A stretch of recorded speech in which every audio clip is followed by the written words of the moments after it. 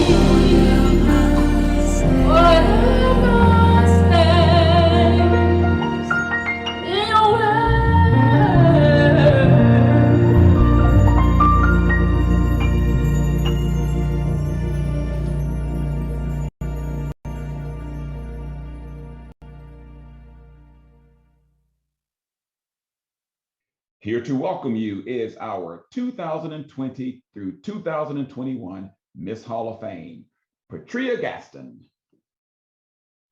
Good evening, ladies and gentlemen.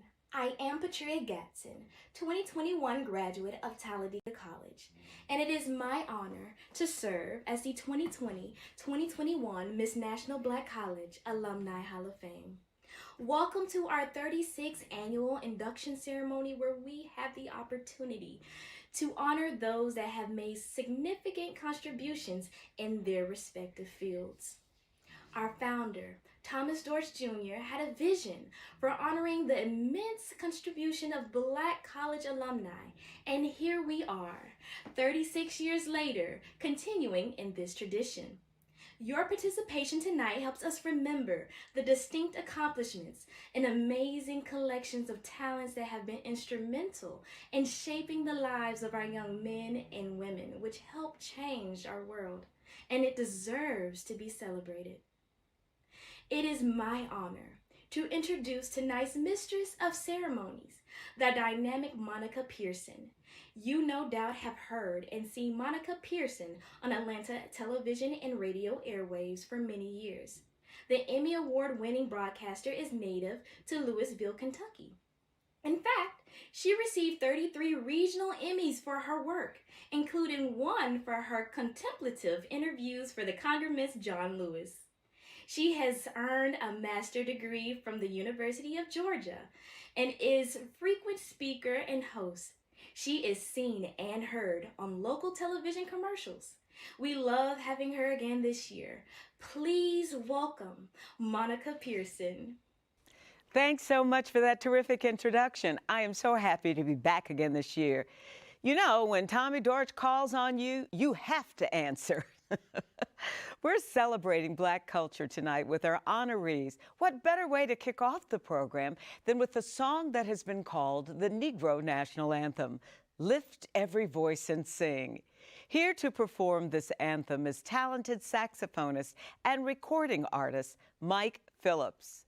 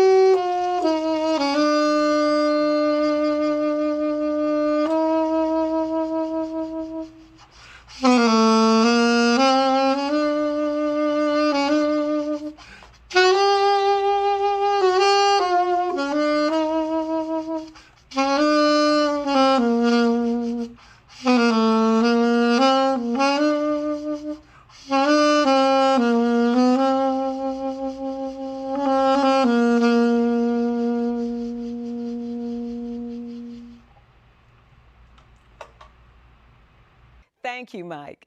That simply was beautiful. Here to bring us our invocation is 2020 Hall of Fame inductee, Rev Jamel Bryant.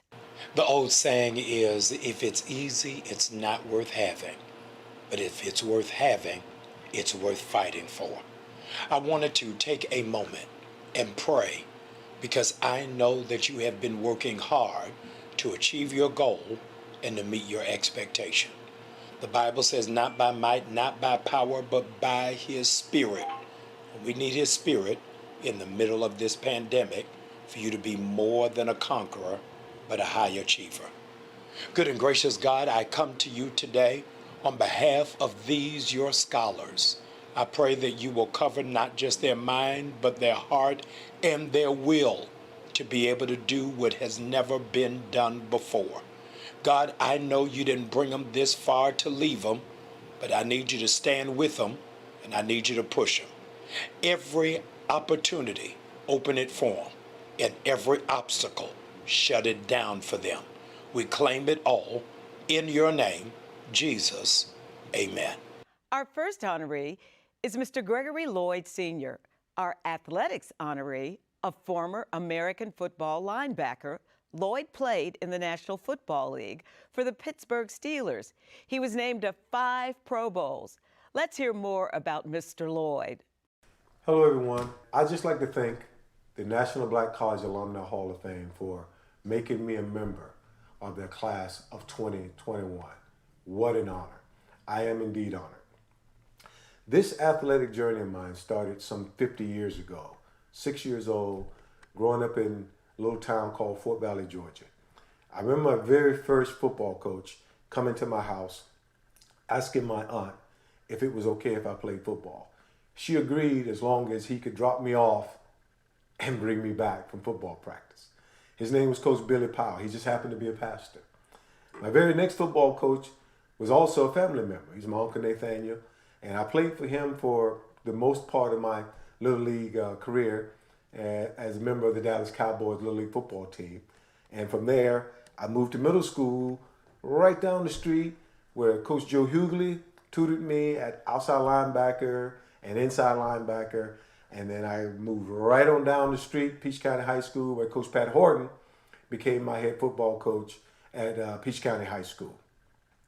In 1983, graduated from Peach County High School. Nobody came knocking, no major colleges. So the college right there in my hometown, Coach Doug Porter, I think he came to my house, and I don't know what he said to my aunt, but again, I got wooed to go to Fort Valley State College, and what a choice. I was home. Literally, I was home. When I got to Fort Valley State College, it was home. It felt like home. You were treated like you were home, but you still had to work. You know, it was a small atmosphere, but it was family oriented, and it was all about giving. It was all about working hard, and it was there that my roots of not being outworked, you know, were I guess you can call were nurtured. So in 1987, coming out of college, Pittsburgh drafted me in the 6th round. And they really got a bargain, to say the least.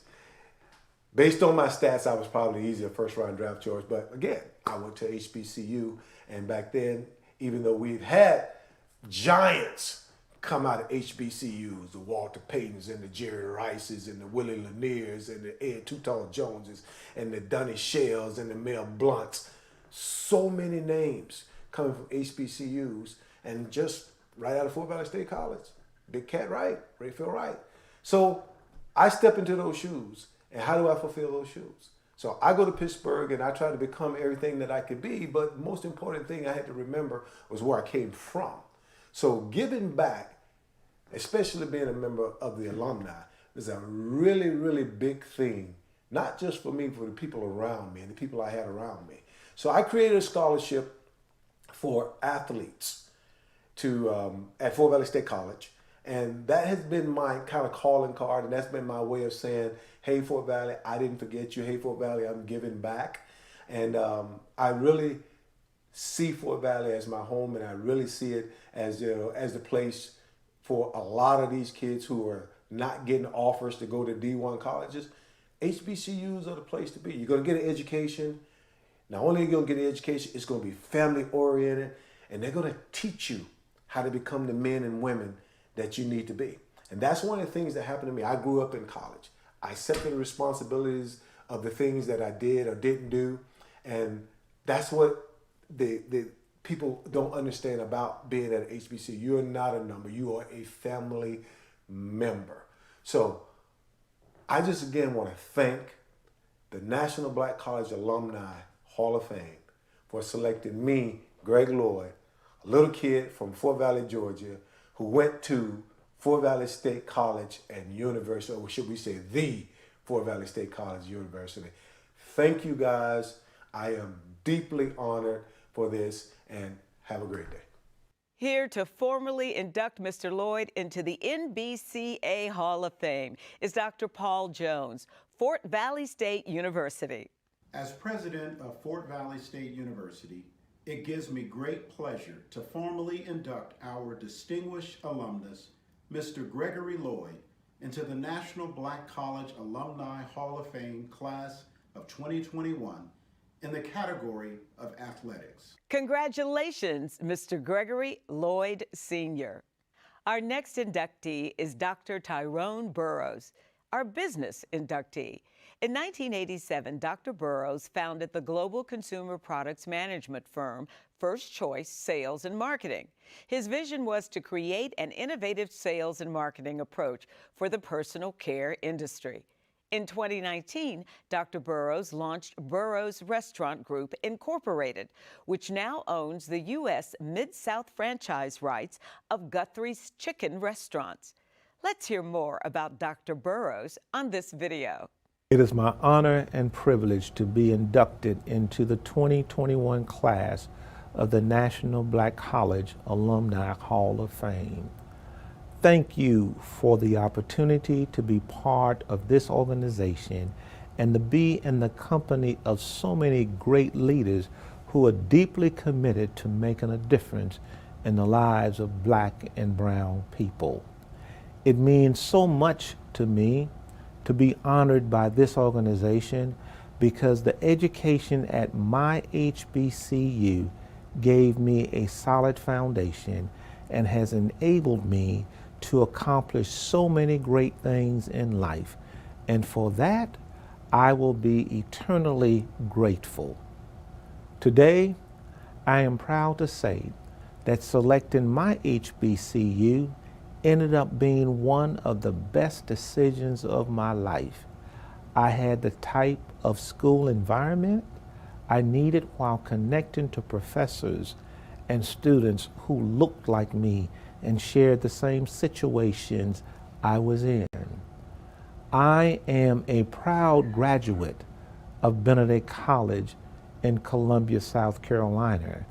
Go Tigers, go Tigers, which was founded in 1870 by a woman, Bathsheba A. Benedict, and now led by a woman, Dr. Roslyn Ardis. During the first quarter century of its existence, Benedict Institute directed its educational programs to the severely limited economic and social conditions of the Black population in the South. This is important because it was not only the driving force behind Benedict College, it was also the reason why all our HBCUs came into existence. Our HBCU's founding fathers and mothers knew that we deserved better and that Black and brown students will not only improve their futures, but accomplish greatness for an entire race with the right support. You know, through hard work, perseverance, and the support of my family, I founded First Choice Global, which includes a consumer products management firm, real estate holding, and a variety of restaurants and funeral homes. But the most gratifying aspect of my career has been the work of the Burrows Foundation, which provides scholarships and a variety of supports to students attending Benedict College. The Lord has blessed me with great abundance, and His expectation is for me to share it and to be a blessing for others. I believe that everyone deserves the opportunity to be the very, very best that they can be. And at the same time, I believe it is my responsibility to help level the playing field. Our new generation needs us more than ever, and it's our responsibility to keep the door open for those that come after us. Those of you who hold leadership positions in corporations, ensure that your organizations are engaging positively with our HBCUs, and that the diversity, equity, and inclusion conversations turns into real action. I am determined that as many students as possible receive an excellent higher education, have access to top faculty, and can learn from necessary research and positively impacts the global community. I really hope that their lives could be transformed as mine has been. You know, receiving this honor could not have been possible without an army of people who helped shape my life. Thank you to my colleagues, team members, and industry partners at First Choice Sales and Marketing Group. I stand on your shoulders, and words cannot express my gratitude for all the hard work and dedication that you exemplify every single day. Recently, I was asked, what factors do I attribute to my success? The answer, without any hesitation, was our Lord and Savior, Jesus Christ, and my wife, Nelda. She has been right along my side every step of the way. She is my spiritual foundation, and I am beyond blessed to have a life partner that sees the good in the world and wants to serve as a gift from the Lord. We have 3 beautiful children and 5 even more beautiful grandchildren.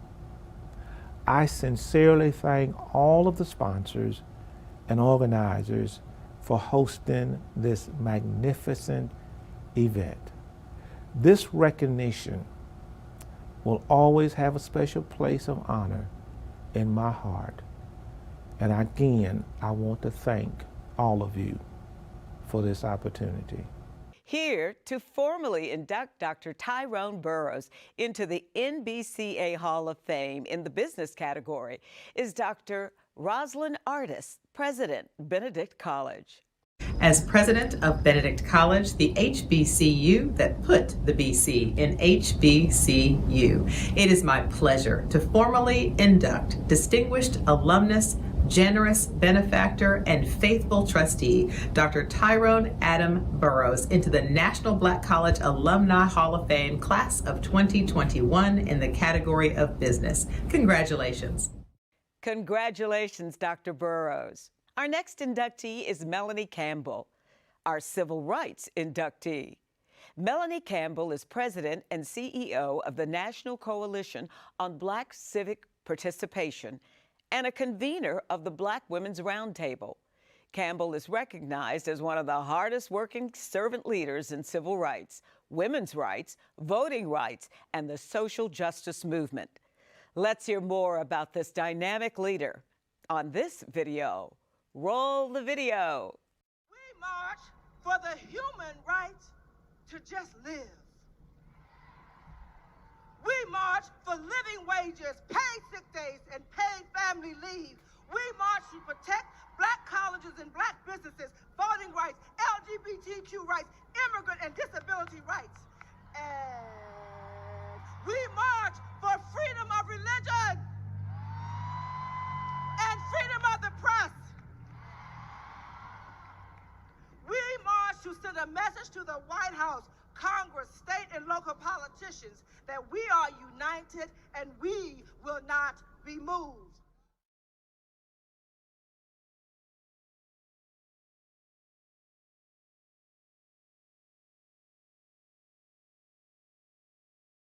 Good evening. Thank you so very, very much for this honor. I want to for being inducted into the class of 2021 for the National Black College Alumni Hall of Fame. Thank you, Thomas W. George Jr., Chair of the Hall of Fame, my mentor, my friend, my leader, for this honor tonight. I also want to thank President of Clark Atlanta University, Dr. George French Jr., who nominated me for this honor tonight. And I appreciate it more than words can ever express.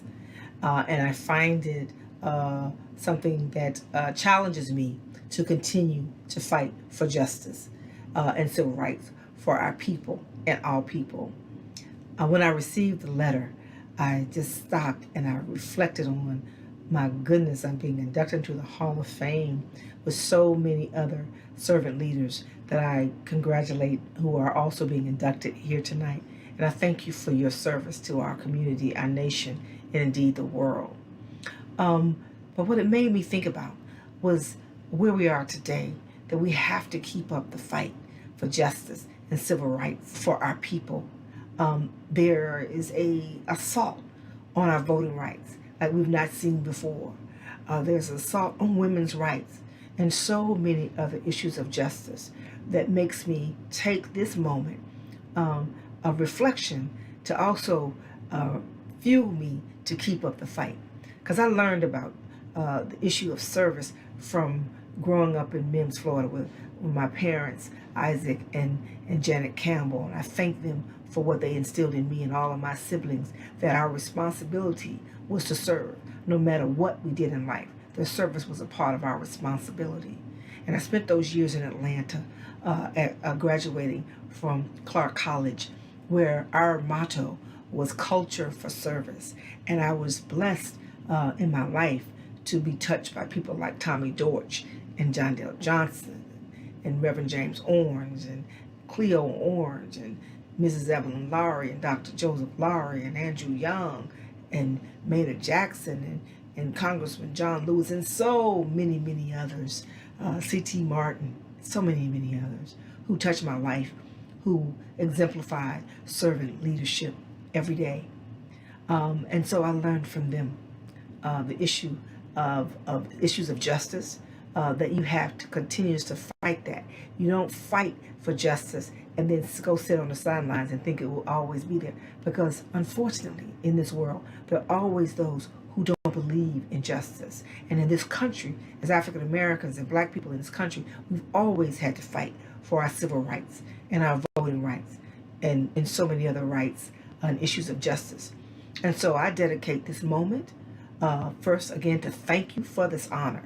And I take it as an injection into my spirit to keep up the fight for justice.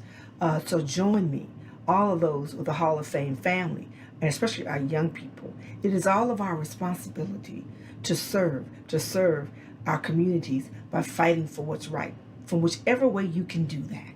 And I will continue to do my part in this journey called life, to fight for the least of these, to have opportunity and to be able to have justice in this country. So thank you, God bless you, and thank you again, Hall of Fame. So before they cut the mic off on me, I want you to do this repeat after me. We march for women's rights. We march for human rights. We are ready for the fight. We march for the least of these God's children. And we march because love trumps. Here to formally induct Melanie Campbell as our Civil Rights inductee is Dr. George French, President, Clark Atlanta University. Good evening. As president of Clark Atlanta University, it is indeed an honor and a privilege to formally induct one of the hardest working servant leaders in today's civil rights, women's rights, and social justice movement, CAU's outstanding alumna, Melanie L. Campbell, into the National Black College Alumni Hall of Fame, class of 2021, in the category of civil rights. This well-deserved honor is a testament to her commitment to lifting up Black women and the African American community as a whole. Again, congratulations, Melanie L. Campbell. You make us CAU proud. Congratulations, Ms. Melanie Campbell. Our next honoree is Mr. Gerald Harris, Sr. He is being inducted in the area of community service. Mr. Harris is the founder and president of Insurance Support Systems, Inc., and the Windy City Dolphins Youth Football and Cheerleading League, established in 1982 and 1994, respectively. Let's hear more about this community service inductee as we watch this video on Gerald Harris. My name is Gerald K. Harris. I'm a proud graduate of Dillard University, class of 1977. I want to thank the Almighty for allowing us to accomplish the goals that we set out to. Without Him, we would not be able to accomplish these goals. I also want to say I'm honored in all. I think it's a tremendous thing that I was elected to the HBCU Hall of Fame. First, let me speak about Dillard University. When I left in 1973, I was a freshman and 17 years old. I really did not know a whole lot about black colleges. To my surprise and wonderment, I noticed that Dillard gave me more than I ever expected. The educational side was phenomenal. Not only was the educational side, what I really learned is social skills. Being in a small university, you had to deal with a lot of issues, both good and bad, but it prepared you for coming out to the business world. Additionally, in my senior year, I was able to be a part of the Social Welfare Club. This was one of my first exposure to community involvement and social welfare issues. I was the member who had the ability and the good fortune of speaking to television, radio, and at the Marriott on Canal Street. The whole purpose is our campaigning for the first black mayor of New Orleans, Louisiana, the esteemed Ernest Muriel. That experience had me look at continuing my efforts in community involvement and politics. My journey continued to Chicago, Illinois, one of the biggest cities in America. The experience I got there is I started working with St. Paul Travelers Insurance Company. We'll go to that later. That is a good experience, and it provided my livelihood as it is today. What was important to me is I became the treasurer of the Dillard University Alumni Club. This now I'm starting to experience working with the community, the children. The high school graduates of that year, they were going to Dillard University, and we were doing fundraising, providing scholarship, and sharing the experience that we received at Dillard University. They loved it. It was a good experience, and we appreciate it. I then went on to be in 100 Black Men of Chicago. Once again, we're dealing with children as well, which led me into the Windy City Dolphins youth football and cheerleading program. What happened there is we were responsible for dealing with young black boys and girls. 70% of the kids in our program was mother's head of household. That there made it real, I gotta stop. Windy City was my greatest experience here in Chicago because we dealt with many, many youth, and we were responsible for educating them, not only through football, but through these values here. Teaching accountability, discipline, responsibility, and teamwork. Those qualities either reveal or teach his character. We all need that to be a responsible adult. It is not even gathered in English, math, or any of those subjects. Teaching those various tools that they're gonna need when they grow up in their life, as they transition into adulthood. This has been my greatest experience for 28 years. We average about 200 kids every year. The good thing about it is we had children go to the top line high school in the Chicagoland, whether they be Catholic, whether they be private, or the magnet schools at that time. Now they're selective enrollments. After that, many, many kids, thousands of our kids, attended college and continued their career into business and professional America. We are delighted to be a part of that. In addition to that, we taught them fundraising, investing, how to treat women. That came from being the executive vice president of Women Abused and Children Abused Funding Organization. Young men, you need to treat the women who are the heart of us, what we do, how you are developed with respect. So, I would also like to mention my experience with a young executive in politics. That was headed by the Honorable Roslyn Ardis, who was the comptroller of the state of Illinois and later U.S. Senator come out of Illinois. We were exposed to local, state, and federal politics by talking to and getting experience from congressmen, state reps, state senators, U.S. senators, and the like. This experience allowed me to understand how blacks in Chicagoland was mistreated from an economic standpoint, educationally, mental health, housing, and other areas. It pushed us to campaign for the Honorable Harold Washington, who also was the first black mayor of Chicago. These experiences in constantly being involved in the community and politics lead me to believe that you need to stay in, one, the community first, and being political as well. I want to really, really, really thank you all for allowing me to be inducted to the great HBCU Hall of Fame. Thank you. Here to formally induct Mr. Harris into the Hall of Fame is Mr. Joshua Williams, National Alumni Association President, Dillard University. Community service continues to be known as the rent one pays for the space he occupies.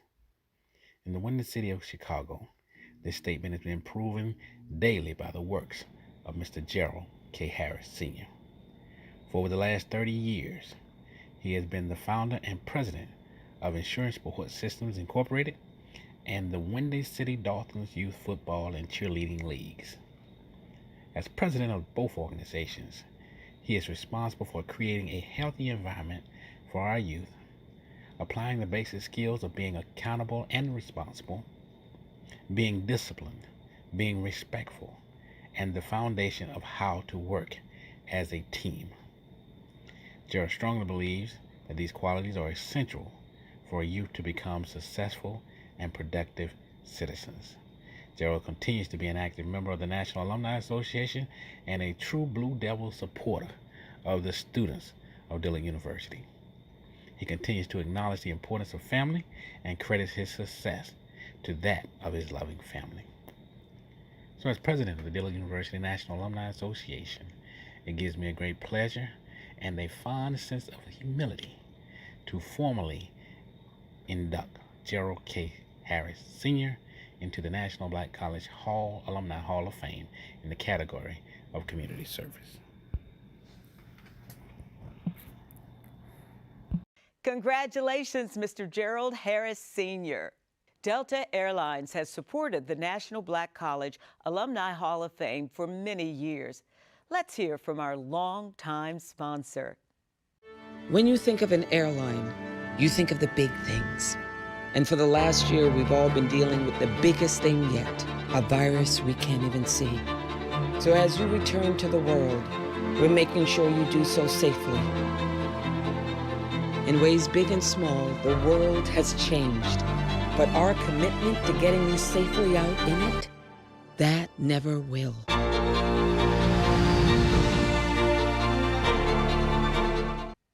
Our education inductee is Dr. Adena Lawson.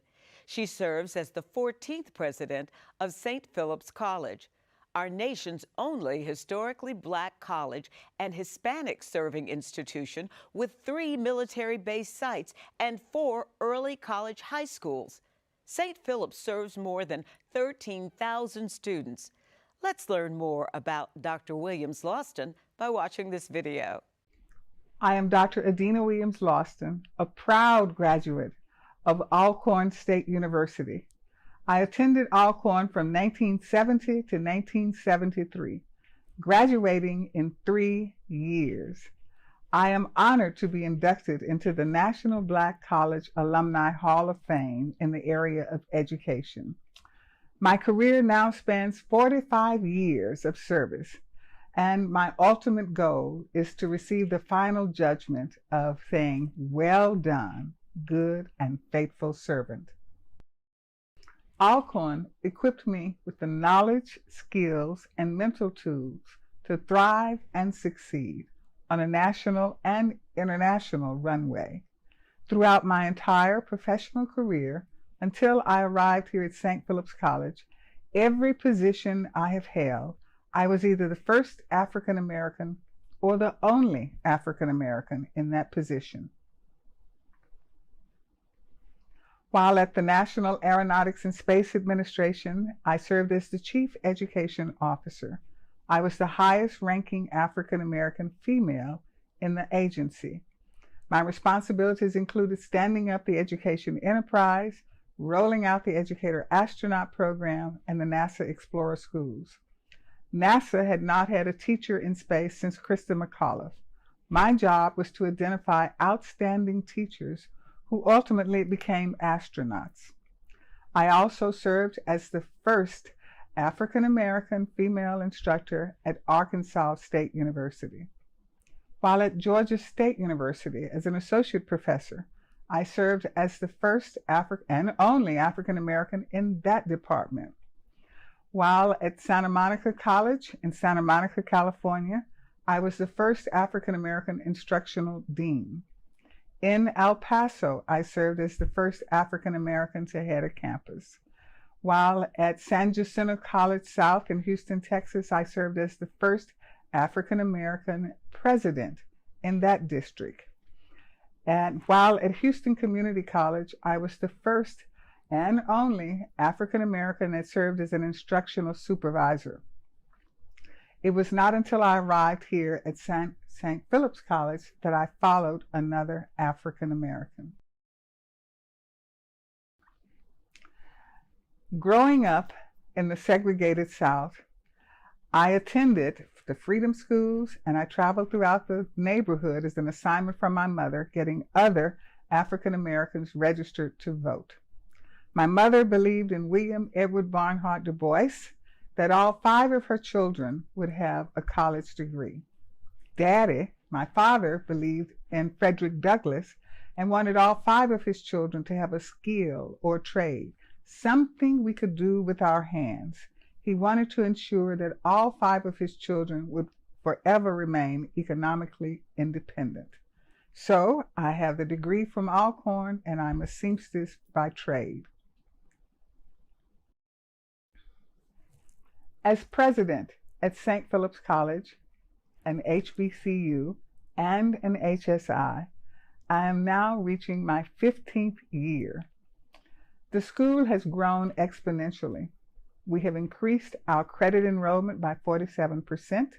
We now enroll more than 13,000 credit students. We have 4 early college high schools. We serve 3 military bases. And in addition to that, we have more than 4,000 dual credit students taking courses at St. Phillips College. And in terms of the career pathways for students, we annually graduate more than 2,000 students. I stand on the shoulders of 2 iconic and prolific individuals. St. Phillips College enjoys a rich history and legacy of leadership. Our founding president, Artemisia Bowden, was named a saint, a holy woman, in 2015 by the Episcopal Church. She led the institution for 52 years. Our 8th president of St. Phillips College, Dr. Gloria Jackson, was the department chair at Alcorn State University when I attended Alcorn, and she became the 8th president of St. Phillips College. Truly, we have a rich history and legacy of African American women leading this institution. Whatever my assignment, I believe that if it passes through my hands, it must be appreciably better. Throughout my entire professional career, at every decision point, I have reflected upon my favorite book, my reference book, and specifically Esther 4:13 and 14. To sum it up is, for such a time as this, you have come to this position. And so ultimately, in all of my decision points, I think about the fact that I was placed in this position for this time to make this critical decision point. The royal purple and gold is in my DNA. As Alcorn State University celebrates its sesquicentennial, 150 years of existence, we're also celebrating the renaissance of HBCUs as we're seeing an increased enrollment, somewhat attributed to the fact that we now have our own product, the product of an HBCU, sitting at the helm in the number 2 position of our free nation, and that is Kamala Harris as Vice President of the United States. I want to say thank you to Alcorn State University for this nomination. Thank you to the National Black College Alumni Hall of Fame Foundation for accepting Alcorn's nomination and honoring me at this period in our history. Here to formally induct our education honoree is Dr. Felicia Nave, President, Alcorn State University. As president of Alcorn State University, the nation's first public HBCU land-grant institution, it gives me great pleasure to formally present our distinguished alumna, Dr. Adena Lawson, for induction into the National Black College Alumni Hall of Fame, Class of 2021 in Education. As one of Alcorn's highest profile alumnae, Dr. Lawson is an extraordinary woman of many barrier-breaking firsts. In her remarkable academic career, she was the first and only Black female instructor, dean, and provost at several universities. In 1997, Lawson became the first Black president at Houston-based San Jacinto College until NASA recruited her to serve as Director of Education and Special Assistant of Special Orbital Projects. During her tenure, she was NASA's highest-ranking African-American female. Dr. Lawson now serves as the 14th president of St. Phillips College in San Antonio, Texas. She has received numerous awards during her accomplished career, including NASA's Outstanding Leadership Medal and Exceptional Achievement Medal, the Daisy Bates Education Advocacy Award from the NAACP, and the W.E.B. Du Bois Higher Education Award from the National Alliance of Black School Educators. Please join me in congratulating Dr. Adena Lawson, a courageous trailblazer who has made a difference in the lives of so many. Congratulations to Dr. Lawson. Rev Dr. Kevin Muriel is our faith honoree. He serves as senior pastor of Cascade United Methodist Church and was named one of Emory University's 40 under 40. The SCLC Women recognized his community and social activism by naming him the 2019 Drum Major for Justice Luminary Award recipient. Let's learn more about Dr. Muriel on this videotape. Greetings. I would like to thank the National Black College Alumni Hall of Fame Board for this honor, and I also want to congratulate all of my fellow inductees. In 2004, when I arrived on the campus of Jackson State University, I felt a part of something special. As a child, I grew up attending events at JSU, and I knew early that I wanted to join the legacy of many of my family members who had attended the university. Playing football for the Tigers and winning a SWAC championship, as well as building lifelong friendships, are among the greatest gifts given to me by Jackson State. Not to mention, I received a world-class education that prepared me for the rigors of life and leadership. The HBCU experience is indeed like none other. There is an expectation of excellence and a spirit of community unlike any other place on earth. I want to thank President Thomas Hudson for his continued and exceptional leadership, and to the faculty, staff, and leaders of Jackson State for continuing to challenge minds and change lives. To the alumni for your unwavering support of our beloved institution, thank you. And finally, I want to thank my family, especially my amazing wife, Ashley, for her continued support and encouragement. And to my Cascade Church family, thank you for loving me as your pastor and for supporting the vision of our ministry. I believe the best is still yet to come, and I'm indeed grateful to my dear old college home, the I love Jackson State University. Again, thank you for this honor. Here to formally induct our faith honoree is Dr. Thomas Hudson, Jackson State University. As president of Jackson State University, it gives me great pleasure to formally induct our highly recognized Rev Dr. Kevin R. Muriel into the National Black College Alumni Hall of Fame class of 2021 in the category of faith. Rev Muriel has been a stellar representative of Jackson State University, which is displayed in his acts of service and quality of character. On behalf of Jackson State University, I offer heartfelt congratulations to Rev Dr. Kevin R. Muriel on this significant achievement. Congratulations, Reverend Dr. Kevin Muriel. Our next inductee is retired Major General John Phillips. He is our government honoree. Retired Major General John Phillips is former Deputy Undersecretary of Defense in the Clinton administration. He was Vice President of Honeywell International and Vice President of the Home Depot Government Solutions Group, which he formed. He is now President of Phillips Aviation and Logistics Group. Let's learn more about this distinguished honoree. Hello, I am Major General John Phillips, a graduate of Jarvis Christian College, and I wish to thank the Board of Directors of the National Black College Hall of Fame Foundation for this prestigious award.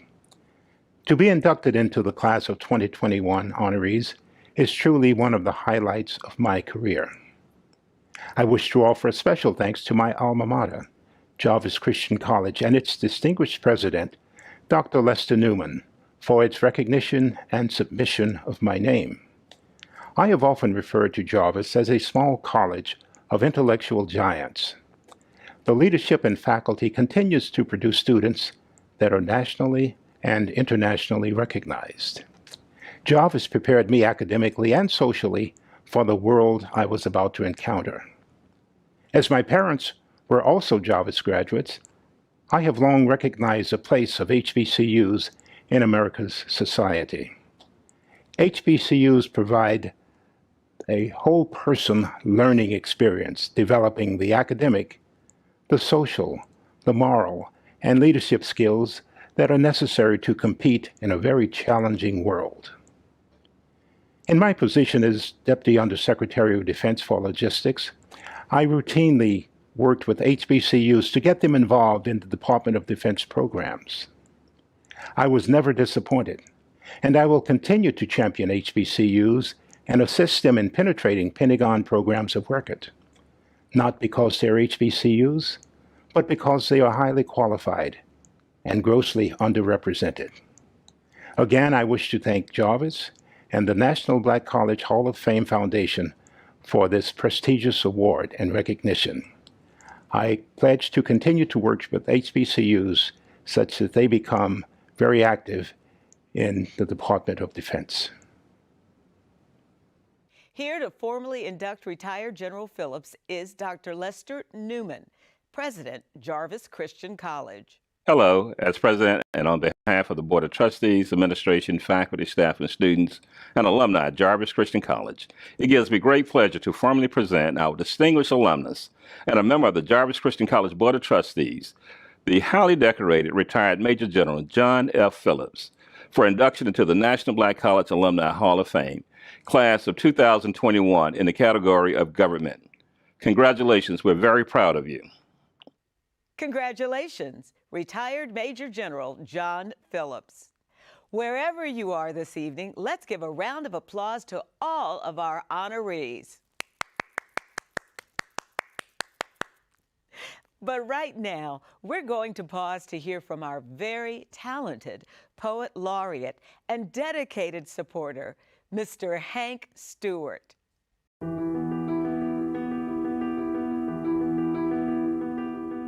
What are you giving me? What are you putting in my hand? What you're giving me has just altered, it has changed my plans. Why are you looking at me like that? There is this look in your eyes. Am I even qualified to accept this? Would there be a ceremony? Do I need cap and gown? Need I be baptized? I know you're tired. I know you deserve rest. How can I say no with all that you've poured into me, all that you've invested? I'll take it. Okay, I'll take the baton, I'll carry the torch. You've earned the right to relax, the right to sit on the porch. I accept the baton and all the responsibilities that it holds. I accept the challenge to stand tall and bold, to fight for justice, to stay on the wall. I'll do what needs to be done. Yes, I accept the call. And integrity will stand with me, even if we have to stand alone, to speak truth no matter who's wrong. You fought the good fight. You've completed your assignment. Pass me the baton. Our souls are in alignment. I'll sacrifice my body just like you. I'll stand or kneel against racism, sexism, discrimination, regardless of the hue. I'll get up early and I'll stay up late. And when it's my time to be tested, just like you, I won't take the bait. I accept the baton because it's my turn. I accept for all of our ancestors who were raped, beaten, those who were burned. I accept because before midnight, December the 31st, 1862, our ancestors were praying to God on their knees. I accept for all of our ancestors who were hung from those trees. I accept because dogs and water holes didn't turn you around. I accept because you stood up and spoke out, even when you didn't know the language. You didn't know a person, place, or a thing was a noun. I accept because at the bottom of that bridge you were beaten and left for dead. Broken bones, tear gas, blood dripping down your head. I accept because you sat when you had tired feet. I accept because the only way we could walk into that hotel was through the back door, and it was only to wash dishes, cook, maybe on the bed, change the sheets. I accept because America was built on the land our ancestors toiled. I stand because our ancestors' blood fertilized these soils. So if it rains, I stand. If it's hot, no fan, I stand with the weight on my shoulders, but the foundation that I stand on makes me bolder. I stand for those who didn't get a chance. I stand for those who died because a white woman said at me he took a glance. I even stand for those that look like me, but they are forgotten. Although our ancestors were side by side in the fields picking cotton. I stand for seniors. I stand for children. I fight for one. I advocate for millions. I stand for our ancestors whose dreams of freedom they would hold fast. I stand for our ancestors who died for this country and the flag was never flown for them at half-mast. I stand for those living on the bridges and sleeping on makeshift pallets. I stand for our ancestors who knew our voice was in the census, was in our vote, it was on the booth, and it was in the ballot.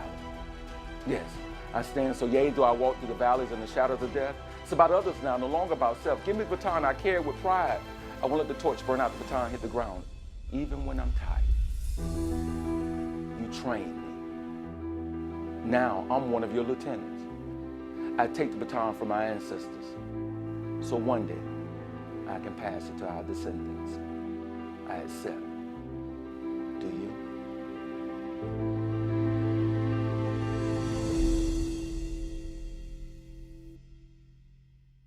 Our next honoree is Mrs. Dorothy Brown Cook, who is being inducted in the area of law. Mrs. Cook was elected clerk of the Circuit Court of Cook County, Illinois in 2000 and was re-elected to 4 additional terms of office. She is the longest-serving clerk of the Circuit Court of Cook County and the longest-serving African-American in a county-wide Cook County executive elected office. Let's learn more about this talented honoree on this videotape. Picked cotton in Louisiana as a child, graduated college, got your MBA, got your law degree, moved to Chicago, a non-machine politician. Hi, I'm Dorothy Brown Cook, better known as Dorothy Rev during my college days. I'm a proud graduate of Southern University in Baton Rouge, Louisiana, and I am proud and honored to be inducted into the National Black College Alumni Hall of Fame. I was born to David and Dinky Rev, and they were poor and uneducated, but they were strong believers in education to get you out of poverty. They sent all 8 of their children to Southern University. I came from humble beginnings, raised in a small town called Minden, Louisiana. even picking and chopping cotton on a small family farm in Athens, Louisiana, to help ends meet. I started my high school career by integrating to White High School as a freshman, and I graduated from Webster High School, the black high school, over 50 years ago, learning my competitive skills on the girls' basketball team. Serving others is innate for me, and I learned early on from my father to fight for civil rights. I remember delivering water to the picket lines and marching for voting rights in 1965, holding my father's hand as James Farmer led the march down Main Street in our town, teaching me that, as Martin Luther King said, injustice anywhere is a threat to justice everywhere, even in small town USA. I honed not only my academic, but my leadership and civil rights skills at Southern University. That's what attending an HBCU school does for you. It gave me a sense of self and pride. I became a leader while participating in the boycott of classes for better school funding. I came face to face with the Louisiana Army National Guard as I exited the school's administration building with 3 other girls. They trained their rifles on us as I led the girls to safety, but not before we witnessed the 2 unarmed students, Denver Smith and Leonard Brown, laying on the ground, dead from being shot by one of the National Guard, who never was charged. That experience solidified me as a civil rights activist. The title to my biography will be When Number One is Not Good Enough, because although I graduated number 1 in the College of Business and number 1 in the accounting department, not one major accounting firm made me a job offer. My skin was too dark, my afro was too kinky. I decided to not let them define me, so I accepted an offer from a utility company in Chicago and went on to become one of the youngest black CPAs in Illinois. I then got a job with the largest accounting firm in the world, Arthur Andersen, a job with a large national bank, and then helped one of the first black partners of Arthur Andersen to start an accounting firm, and became the general auditor of the 2nd largest mass transit system in the country. I obtained an MBA and a law degree, and then, as a Shirley Chisholm, unbought and unbossed independent Democrat, not controlled by the Chicago machine, I became the first African American in the history of Cook County, Illinois, to be elected clerk of the Circuit Court, the 2nd largest court system in the world, controlling a $100 million budget and 2,200 employees. A long way from the cotton fields of Louisiana. It's just surreal. That little girl from Louisiana became a political machine of her own and on her own, elected 5 times as clerk of the Circuit Court of Cook County. Good morning. Running one of the largest court systems in the world. While serving as clerk of the Circuit Court, I not only revolutionized the office, I helped thousands of people to get a second chance at life through my one-of-a-kind full-service expungement center. I made getting orders of protections easier for domestic violence victims and wrote many laws to help level the playing field for citizens. I retired after 20 years of dedicated service as clerk of the court, and my plan now is to be a major consultant and to serve on boards of multinational corporations and help people with expungements.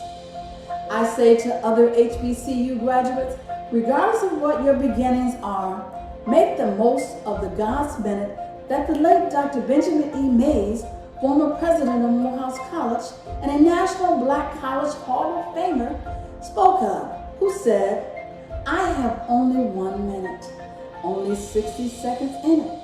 Forced upon me, can refuse it, didn't seek it, didn't choose it. It's up to me to use it, must give an account if I abuse it. I will suffer if I lose it, but it's just a tiny minute. But eternity is in it." God bless you, and thank you to the National Black College Alumni Hall of Fame Foundation for this wonderful honor. Thank you. Here to formally induct Mrs. Cook to the National Black College Alumni Hall of Fame is Dr. Ray Belton, President, Southern University. As president of the Southern University System, it gives me great pleasure to formally induct Dorothy Rab Brown Cook into the National Alumni Hall of Fame class of 2021 in the category of law. This distinguished achievement is well deserved, as Mrs. Cook has been a consistent and positive figure in her profession. We are honored to be a part of her journey as her first higher education home. On behalf of the Jaguar Nation, we salute and congratulate you, Mrs. Cook, for this outstanding achievement.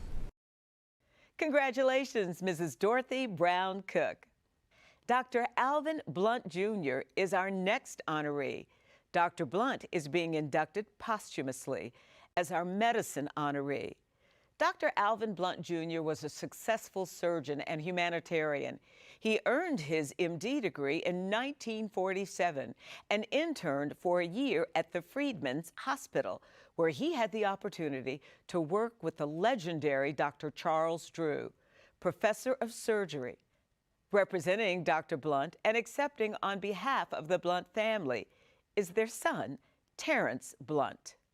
Hello, my name is Terry Blunt, and I'm the oldest sibling of Dr. Alvin Blunt, the awardee tonight. And on behalf of my 6 other siblings and his only surviving sibling, my aunt, Mildred, we would like to thank you for bestowing this honor on our father. He was truly a remarkable man. We knew him only as Daddy, but he was a very, very special kind of dad. If he were here today, I'm sure he would reflect upon his youth and the values that his parents bestowed in him. I'm sure he would spend a lot of time talking about the A&T State University, A&T College, when he went there in 1939, and how he was exposed to the precept of achievement in every field of human endeavor. And somehow he drank the magic water there, and for the rest of his life, A&T was a part of his life. I'm sure he'd talk about his experience at Howard University, where he was exposed to the Dr. Charles Drew, and also one of his very, very close assistants, Dr. Samuel Bullock, who also instructed him in the art of surgery. I'm sure he'd talk about his experience at Kate Biddings Hospital in Winston-Salem and what that was like in helping him become a medical professional. I'm sure he would spend a little time on being in the military, particularly during the Korean War, and what it was like being engaged in a mass unit. And of course, when he came back home to Greensboro, North Carolina, I really don't think he would spend too much time on that. I think he would say, let my record speak for itself as it relates to Greensboro. But he would not hesitate to thank the men in the Greensboro Men's Club for the time that he fellowshipped with them, nor would he forget the men in the Beta Epsilon Boule, where he spent hours upon hours of intellectual exchange. And I'm sure he would close his remarks by thanking a very, very, very special person, his wife of more than 50 years, Gwendolyn Harris, the brilliant lady from Eastern North Carolina. And so, on behalf of all of us, including the hundreds upon hundreds of men and women that my parents adopted and are now located throughout the United States and the free world, we just want to say thank you for this honor, and God bless. Here to formally induct Dr. Blunt is Mr. Harold Martin Sr., Chancellor, North Carolina, A&T University. As Chancellor of North Carolina Agricultural and Technical State University, I am truly humbled to have the honor of formally inducting our distinguished alumnus, Dr. Alvin V. Blunt, Jr., posthumously into the National Black College Hall of Fame, class of 2021, in the category of medicine. I had the great privilege of knowing Dr. Blunt and can attest to his exceptional contributions to medicine, civil rights, and to society. A history-making doctor in the Korean War who led the first racially integrated MASH unit as the Army's first Black chief surgeon, he was known for personally performing as many as 90 surgeries in 1 week. Yet as historic as Dr. Blunt was, he faced segregation and discrimination when he returned to Greensboro, North Carolina after the war. He was one of 11 plaintiffs, doctors, dentists, and patients who successfully fought the Moses Cone Hospital's ban against allowing Black doctors to have privileges. They not only won their case, it became a critical support in the passage of the 1964 Civil Rights Act, especially Title VI, which bars provision of federal funding to organizations that discriminate on the basis of race. He lived and practiced medicine as a distinguished surgeon here in Greensboro for many years. In 2016, at the age of 94, and as the last surviving member of the plaintiff group, a public apology from the hospital, which gave funds to establish scholarship endowment for minority medical students in the plaintiff's names, and erected a historical plaque for all to see near the hospital. His life's work complete, Dr. Blount passed away 3 months later, leaving behind an extraordinary legacy. I'm among many who will never forget the incredible contributions of Dr. Alvin V. Blunt, Jr. Congratulations to the Blunt family. Dr. Valerie Thomas is our science honoree this evening. From 1986 through 1990, Dr. Thomas served as project manager for the Space Physics Analysis Network, SPAN, NASA's first wide area network. During a period of reconfiguration, it grew from 100 computer nodes to a network directly connecting 2,700 computer nodes worldwide and became a major part of NASA's science networking. And today's internet. Can you imagine? Let's learn more about this amazing scientist by watching her video. I am Dr. Valerie L. Thomas, and I'm honored to be selected for inclusion in the 2021 class of inductees for the National Black College Alumni Hall of Fame. I'm a 1964 graduate of Morgan State College with a degree in physics. I'm a retired NASA mathematician, a scientist, a seamstress, and an inventor. Growing up in the 1940s and 50s, the world was much different than it is today. There were no computers, no internet, no cell phones. During the early 50s, there were no TVs. And there were almost no cars in the community that I grew up in, especially in my neighborhood. Without the STEM resources available to students today, I focused my learning on observation, trial and error, and figuring things out. I grew up in a very interesting community.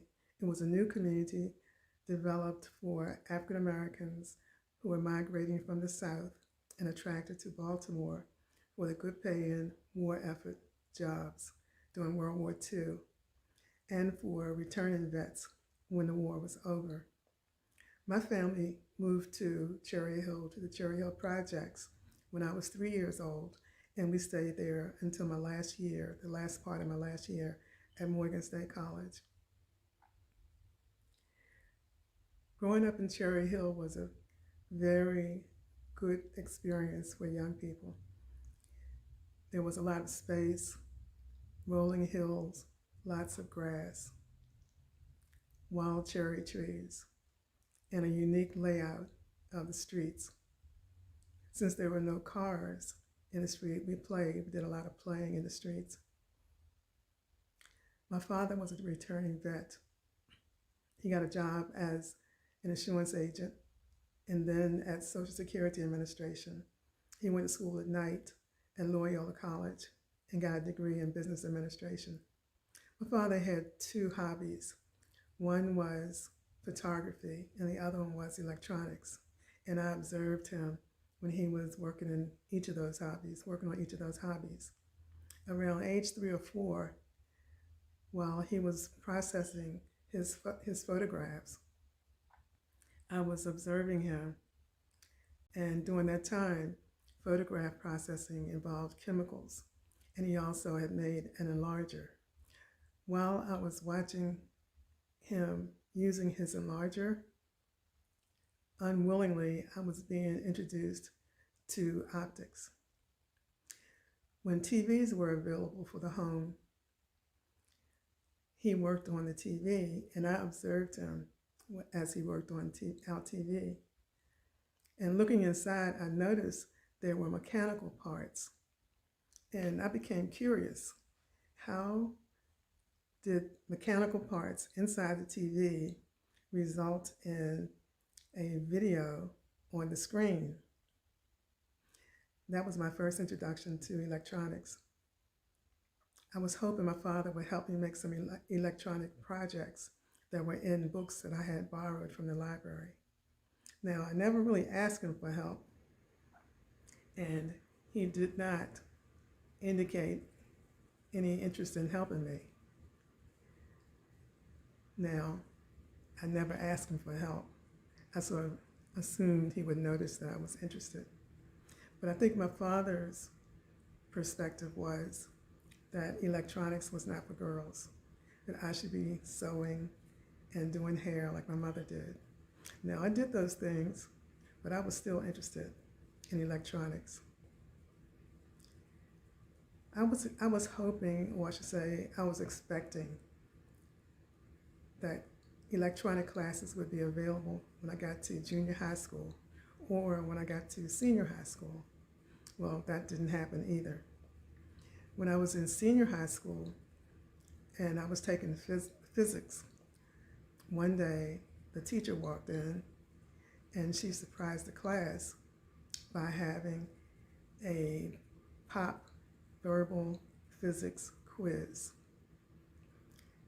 Now, when she asked me the physics question, I was able to answer it correctly, much to my surprise, because I had not reviewed any of my notes from any of my previous classes. As a result of that, physics replaced my interest in electronics because it addressed my what makes things tick question.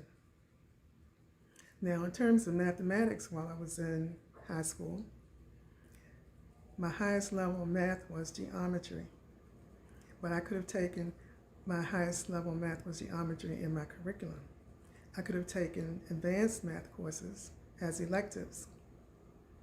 Even though I was very good in math since elementary school, I did not know how important it was to take as much math as I could. So I chose to take sewing and art classes as my electives. When I got to Morgan, it was a very interesting experience for me. First of all, it was co-ed. I had gone to an all-girls high school. It was affordable, it was local, and it had reasonable sized classes, approachable staff, and a very positive environment. However, I had math challenges with the required calculus and trigonometry classes. I had never heard of either of them. And that was because I didn't take advanced math classes in high school. That issue was resolved by me taking a class in calculus, and the head of the physics department explained trigonometry to me in about 20 minutes. After mastering calculus and trigonometry, I took a class called Abstract Algebra. That was the first time that class had been offered at Morgan, and it required permission from the head of the department to even take the class. I took that class, and then I took the follow-up class. And I think taking that class was why NASA hired me. I started work at NASA 1 week after graduation. I was hired as a NASA mathematician/data analyst, and my job was to write programs for computers. Since I had not seen a computer before in my life, except in science fiction movies, I decided to learn everything I could about computers, inside and out. And I did that through hands-on experience, graduate school, and seminars. And during that time, people who worked on computers, writing programs for computers, were either mathematicians, scientists, or engineers. Now, after I mastered computer science, I played leading roles. I had leadership responsibilities for a variety of NASA projects, developing quick look processors for the Orbiting Geophysical Observatory, OGO scientists, managing the development of Landsat digital products, leading the NASA Goddard team for the Large Area Crop Inventory Experiment, LACY, managing the Space Physics Analysis Network,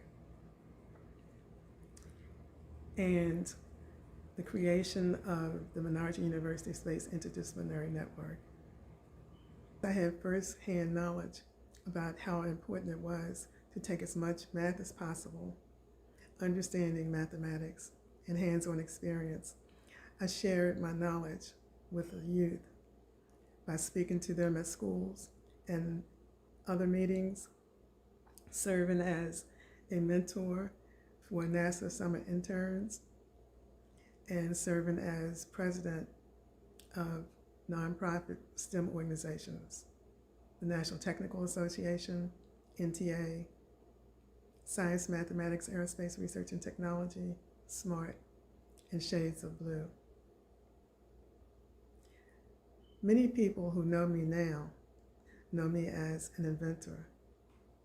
I invented the illusion transmitter and got a patent for it in 1980.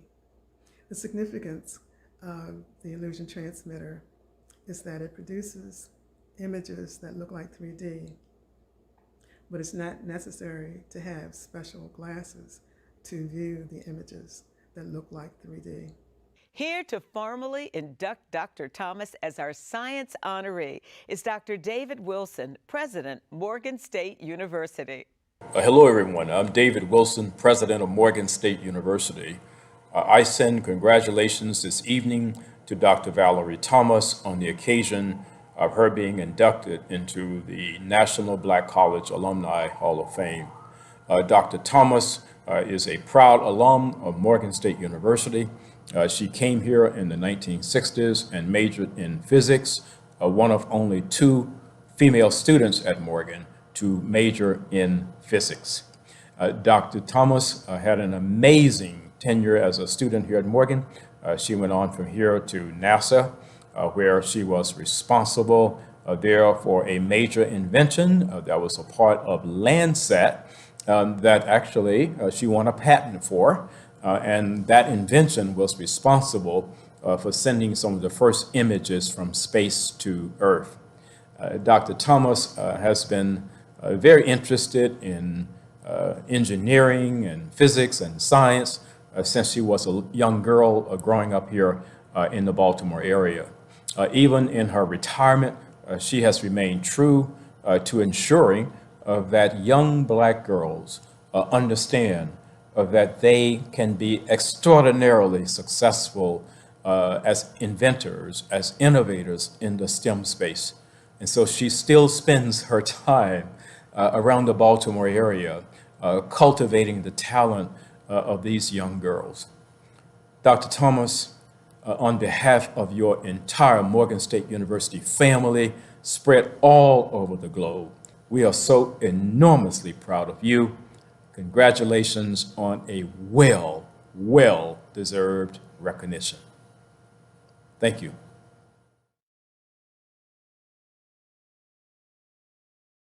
Congratulations, Dr. Thomas. Hasn't this been an exciting evening? We're going to hear more inductees shortly. Now, we want to pay tribute to a sponsor who has been supportive of the National Black College Alumni Hall of Fame since its inception, Georgia Pacific. Let's take a look at their video. Georgia Pacific invests in organizations that seek to break down barriers to education, ensure equal justice, address persistent poverty, and promote understanding between people of different races, backgrounds, and perspectives. Our vision of a just society, where everyone has an opportunity to reach their full potential, is at the heart of our people and our work. As committed corporate citizens, we'll continue to do our part to fight for the equal rights for all and an unmovable belief in the inherent dignity of every person. Again, our thanks to our longtime sponsor, Georgia Pacific. Dr. Laureen Robinson is one of our Lifetime Achievement honorees. She worked for independent newspapers as a proofreader and ad compositor, and holds a master's degree in human resource management from Wilmington University and a Doctor of Education from Delaware State University. Let's learn more about this honoree. Good evening. First, I wish to thank the National Black College Alumni Hall of Fame Foundation, Incorporated, and the Hall of Fame Selection Committee for this Lifetime Achievement Award. I give honor, praise, and glory to God for the longevity of my professional tenure serving my alma mater. It has been a rewarding experience that I was privileged to enjoy for nearly 4 decades. There were the inevitable bumps in the road, but joy in the journey. It is with humility that I accept this award, and I do so in homage to my family, friends, and colleagues who have traveled the long road with me. At the end of the road, and at the end of the day, I'm proud to have contributed to the advancement, vitality, and viability of my beloved Delaware State University during my lifetime of service. I wish to thank Delaware State University for nominating me for this prestigious award and for the opportunities afforded me during my tenure. Congratulations to my fellow inductees, and may you continue to inspire, and may you be blessed. Here to formally induct Dr. Robinson is Dr. Tony Allen, President, Delaware State University. Hi everybody, my name is Tony Allen, the proud president of Delaware State University, and I could not be more excited to formally induct one of our own, Dr. Laureen K. Robinson, into the National Black College Hall of Fame for Alumni, class of 2021. I'm fortunate to know Dr. Robinson personally and her 35 years of service here at Delaware State University, where she not only helped us get support from our alumni and stakeholders around the country, but she did it with great haunted pride. She's a friend, she's consistent, and she embodies everything we believe here at Delaware State University. Enter to learn and go forth to serve. Laureen, on behalf of Delaware State University and all of your friends and family, we congratulate you, we thank you, and we certainly love you. Take care. Congratulations, Dr. Laureen Robinson. Dr. Ann Gales Felton is our next Lifetime Achievement honoree. Dr. Gales Felton has dedicated much of her life to the field of education through both teaching and philanthropy. She served decades at FAMU as an undergraduate and graduate professor of secondary education. Let's learn more about this distinguished honoree by watching this videotape. I I'm very happy to be here tonight. I'm very glad to see you here tonight. We are experiencing one of the greatest experiences of America. Democracy is a system of relationships which focuses upon the importance of the individual. The affair tonight is focusing upon us. It's telling us how important we are. And we're all happy about that. We're all grateful to the National Black College Alumni Association for sponsoring such an event. It tells us that all these years of working as educators have been great, have been thought of as being of use to the country as a whole. We should be proud of the fact that we're not the only ones proud of what we've done, but there are others who are, and they're showing it in this way. That's the American way. This is one of the greatest characteristics of an American society, that the individual is the important person. So based upon that, I have two reasons for thanking the officials who planned this affair tonight.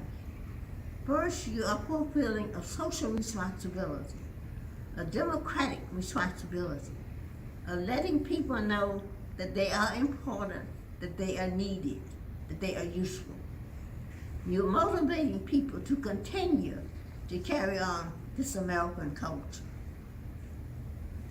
Secondly, I want to thank them for adding one more star to my crown. This is a star of many stars, but I want them to know that this is the most important star. It's a Lifetime Achievement Award. It's an award which takes into consideration all the awards that I have received. And I want to thank you for bringing a conclusion to the one purpose I have today. And that purpose is to try to finish my autobiography. And I have not been able to finish it because there's so much I don't know what to put down now. But with this award, I don't need to put anything else. You've taken all that into consideration, all that I've earned and all that I could ever earn. So thank you very much for this Lifetime Award. Here to formally induct Dr. Gales Felton into the NBCA Hall of Fame is Dr. Paul Jones, President, Fort Valley State. As president of Fort Valley State University, it gives me great pleasure to formally induct our distinguished alumna, Dr. Ann Gales Felton, into the National Black College Alumni Hall of Fame Class of 2021 in a category of Lifetime Achievement. Congratulations, Dr. Ann Gales Felton. Mrs. Loretta Hasty Holloway is also being inducted tonight in the category of Lifetime Achievement.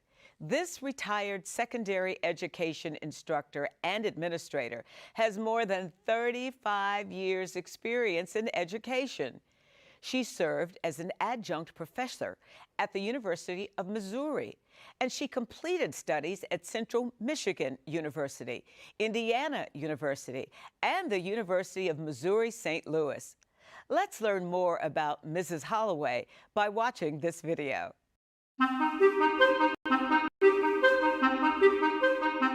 Greetings. I am Loretta Hasty Holloway, a 1975 and 1976 graduate of North Carolina Central University.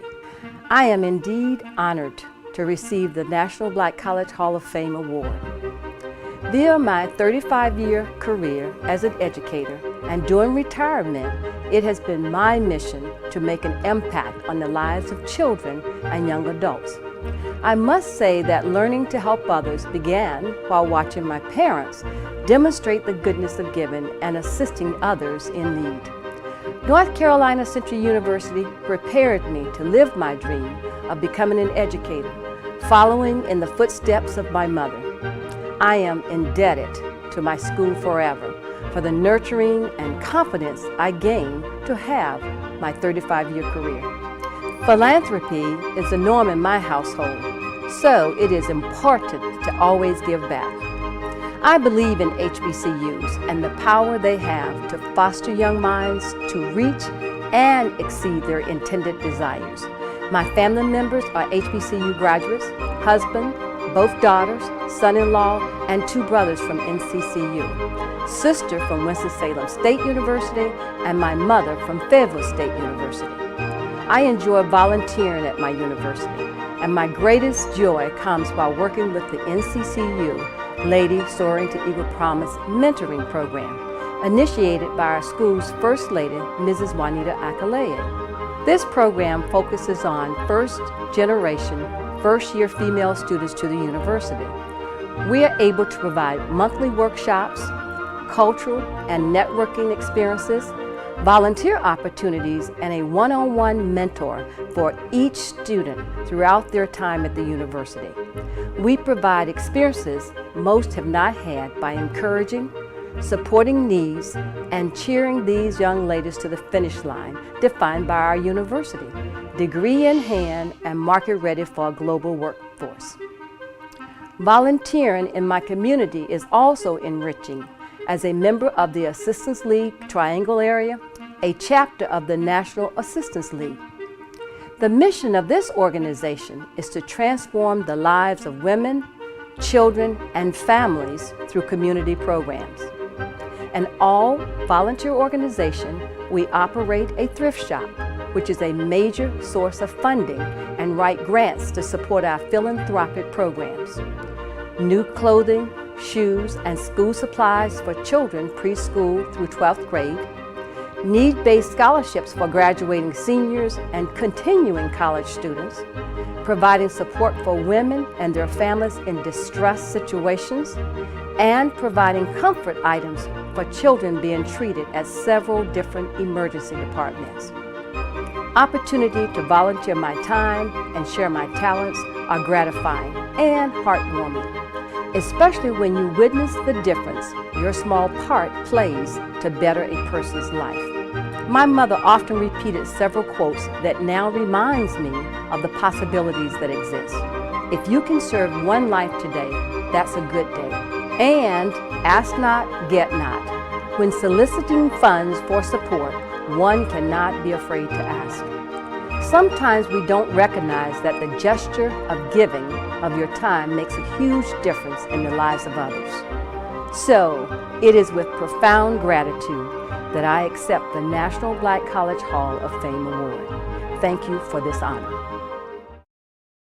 Here to formally induct Loretta Hasty Holloway into the NBCA Hall of Fame is Dr. Johnson Akinleye, Chancellor, North Carolina Central University. Greetings. As Chancellor of North Carolina Central University, it gives me great pleasure to know that our outstanding alumni, Mrs. Loretta Hasty Holloway, has been inducted into the National Black College Alumni Hall of Fame, class of 2021, in the category of Lifetime Achievement. An NCCU graduate from the class of 1975, Mrs. Holloway served as an educator for more than 30 years and has contributed to our alma mater in immeasurable ways prior to and since her retirement. She's been a powerful advocate, ambassador, and recruiter. Her efforts have showcased the benefits of an NCCU education. She has recruited hundreds of talented students to the university. Mrs. Holloway has supported NCCU financially in many ways, including establishing 2 endowed scholarships that provide critical assistance to students seeking to further their education. She served as a secondary educator in school systems in Michigan, Pennsylvania, Missouri, and Indiana, all while staying heavily engaged in the NCCU alumni network. Mrs. Holloway knows the value of ensuring that a college education is accessible to the next generation of scholars. She puts those values to work as program chairperson of the Ladies Soaring to Eagle Promise Mentoring Program, an initiative funded by the First Lady, Mrs. Juanita Akinlaev, that focuses on first-generation, first-year female students attending NCCU. In addition, she has volunteered and served as co-coordinator at her class reunions, where she undertakes responsibilities such as organizing events for classmates and coordinating giving campaigns that meet or exceed fundraising goals. The Holloway family, Mrs. Holloway, her husband, Kevin, and their two daughters, Kivon and Lynetta, are all alumni of NCCU.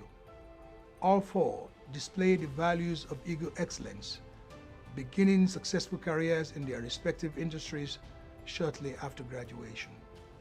North Carolina Central University congratulates Mrs. Loretta Hasty Holloway for her contributions and her investments of talent, resources, and volunteer hours in ways that have touched the lives of countless NCCU students and alumni, thus enriching the entire university community. Congratulations.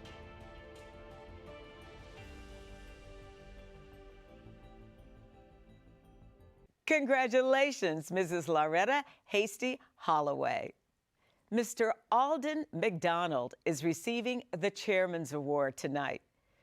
Mr. McDonald Jr. is President and CEO of Liberty Bank and Trust Company, one of the top African-American-owned financial institutions in the United States. Here's more about Mr. McDonald. Thank you for selecting me to the National Black College Alumni Hall of Fame. This honor is special to me for many reasons. Number one, the chairman of our board of Liberty Bank has been a longtime president of an HBCU, Xavier University. Our bank that started in 1972 committed ourselves to the community that we would make things better for our community and for the African American community. It is a privilege for us to continue supporting the HBCUs. In the last 45 years, Liberty Bank has invested a lot of funds in raising money, in raising millions of dollars for HBCUs. We feel that education is a very, very significant piece for our community to grow. And in raising money, we help provide scholarships for many HBCUs through the National Black College Alumni Foundation. I want to thank the National Black College Alumni Foundation for all of the work it's doing and has been doing over the years. Their tremendous job of providing funding for Black students, HBCUs, is a tremendous benefit to helping everyone close the wealth gap in America and have a better quality of life. I am honored again to be the recipient of the Chairman's Award, and on behalf of Liberty Bank, 49 years in business, and the 200 employees that we represent, and being the largest African-American bank in the country, I thank all of our depositors, because when you bank with an African-American bank, you are raising funds to better the community at large. So we thank you once again for this great honor, and pledge to you, we will continue working on behalf of HBCUs and providing scholarships to the many colleges and universities to help our community, to help our students get through this hurdle in life of being educated for their future. Thank you once again. Here to formally induct Mr. McDonald into the NBCA Hall of Fame is Dr. Walter Kimbrough, President, Dillard University.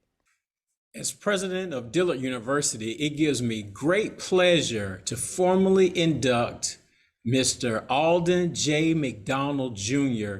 into the National Black College Alumni Hall of Fame, class of 2021, in the chosen category of Chairman's Award. Mr. McDonald has done a phenomenally great job in the city of New Orleans supporting our historically Black colleges and universities. He was credited for starting the first UNCF fundraiser for the city of New Orleans out of his home that he hosted for years. Later on, he was able to partner with the Hyatt Regency, and so that event grew to be one of the largest and sometimes the largest fundraiser of any city for UNCF. He has been a tremendous supporter of HBCUs, of Dillard University, and we are excited that he can be inducted into this Hall of Fame for his great work. So on behalf of the entire Dillard University community and the entire city of New Orleans, Mr. McDonald, we want to congratulate you on your induction into the National Black College Alumni Hall of Fame. Congratulations, Mr. Alden McDonald Jr. Now let's give all our honorees another round of applause.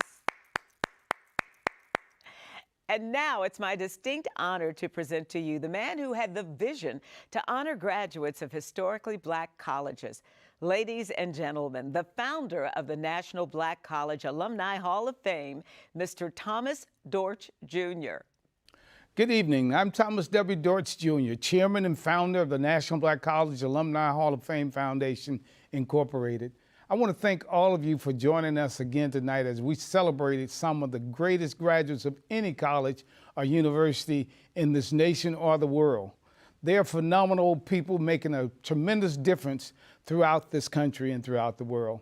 I want to begin, though, now by thanking some very special investors into the Hall of Fame, into this weekend. Delta Airlines and the Georgia Pacific Foundation for their great support as they have over the decades with the National Black College Alumni Hall of Fame Foundation. I want to also thank Mass Mutual and, of course, the bank that has been with us all of these years too, Wells Fargo. Thank you for your investment into all of the things that we do. But I want to get back to this great class of 2021. These graduates have made a difference because they have had the stamp of approval from the greatest institutions that exist, our historical Black colleges and universities. I thank the chancellors and presidents for their presentation, and Monica Pearson, my sister who's been with us all of these years and continue to be a main part of what we do in the Hall of Fame. You know, we have many challenges before us today, and our HBCUs are meeting those challenges. And we thank you, the alumni and friends and the students who helped us to weather the storm of this pandemic. We thank you for our great leadership of our presidents and chancellors who've kept the doors open, working with their board of trustees. We're going to get through this pandemic as long as we stay focused, as long as we make sure we get the vaccine, as long as we wear our mask, and more importantly, social distancing and working to make sure that we're helping others in the community. Black colleges have meant so much to all of us. All of my children are graduates of historical Black colleges and universities. I graduated from the Fort Valley State University, got my master's from Clark Atlanta University. But so many of you have gone to these great institutions and you are making a difference. So thank you for joining us. Understand that they need us now more than ever before. HBCUs were there when nobody else would give us an opportunity. And even though they say we can go to any institution, we cannot forsake these great institutions because they continue to develop the minds and open the pathway for opportunities and careers for all of us. Thank you for joining us. To the class of 2021, you make us proud. Continue to do all of the great things that you do.